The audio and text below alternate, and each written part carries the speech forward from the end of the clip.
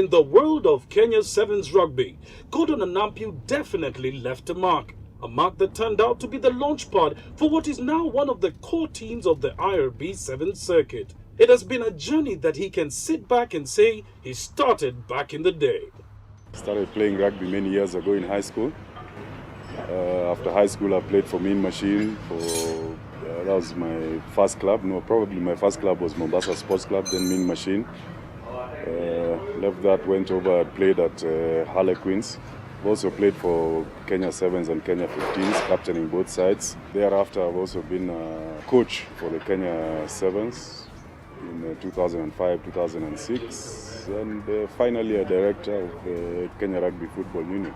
His club rugby started away from Nairobi, where most of the Kenyan players launched their careers. Gordon started at the Mombasa Sports Club, then moved on to the then team to watch, Mean Machine of Nairobi University. This is where his rugby blossomed.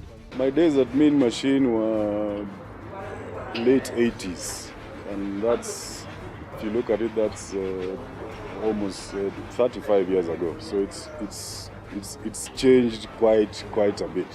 But it did not end at Machine. He went on to turn out for Kenya Harlequins, where he cemented his position in the national rugby teams. Between 2005 and 2006, Anampue coached the Kenya Sevens.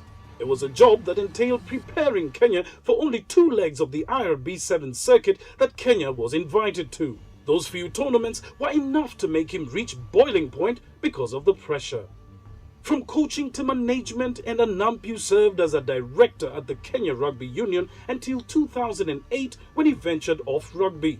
When I was coaching, yes, resources were a challenge when it comes to player allowances and things like that, but the expectation then was not as high as the expectation of the players playing now. Looking back at his playing and early years of coaching, he says rugby was more of a hobby, but now it is more serious and very professional. In my coaching days, I would say the basics were provided. A playing pitch, showers, kit, there were enough balls.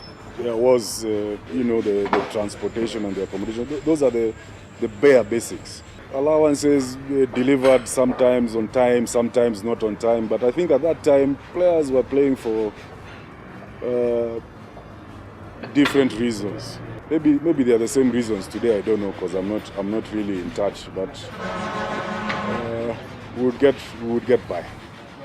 I mean, we would go by with 300 or 400 shillings per session per player, including the coaches and the team manager, which was fine, because the expectation then was bus fare and probably a bowl of soup after the tournament. Now the expectations are much higher, and it is something that the players and the management of the players have to reach a compromise on. Kenya has now had 2 foreign coaches for the national Sevens team, Englishman's Mike Friday and the current coach Paul True. Anampue believes this is the right way to go if we have the resources. Gordon Anampue, soft-spoken but a true achiever on the rugby pitch, both as player and coach. He currently runs the Carling Autos Limited Company.